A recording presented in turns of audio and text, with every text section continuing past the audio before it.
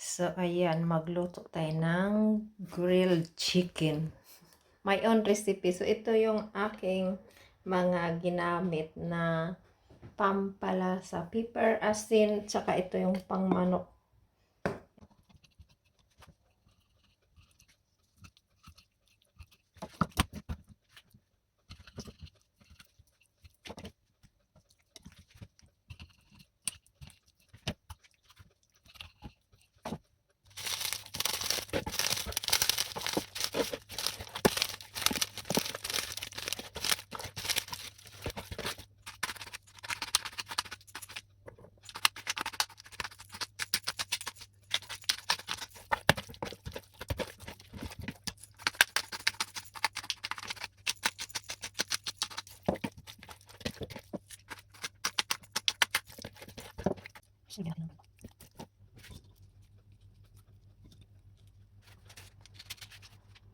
So, big na siya. Look at that, guys.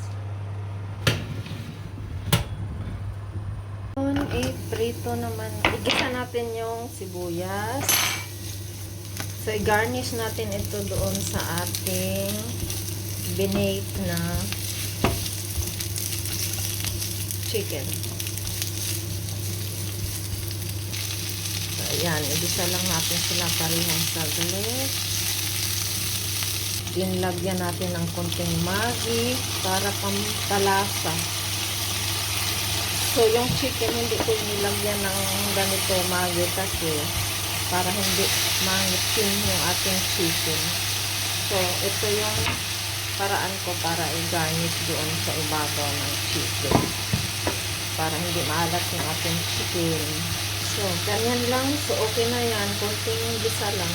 And then, look at my chicken. So, i-garnish natin siya dito sa ibabaw. So, now, ilagay natin ito. So,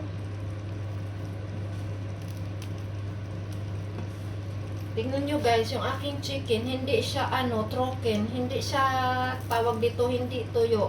Kasi, dahan-dahan ko lang siyang binik. Hindi masyadong high yung ating apoy.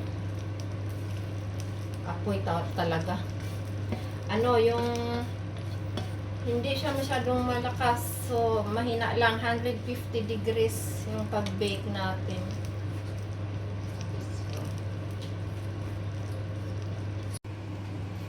So, ayan, nilagay na natin yung ating sibuyas with Maggi. So, i-preheat lang natin saglit. So, tingnan na natin. So, okay na siya. Look at that, guys.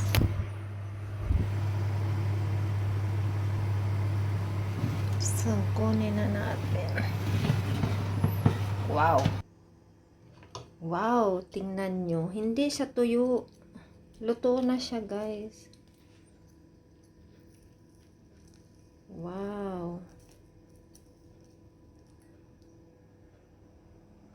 It's finished. Let's eat. Kainan na. Ito yung aking baked chicken with potato.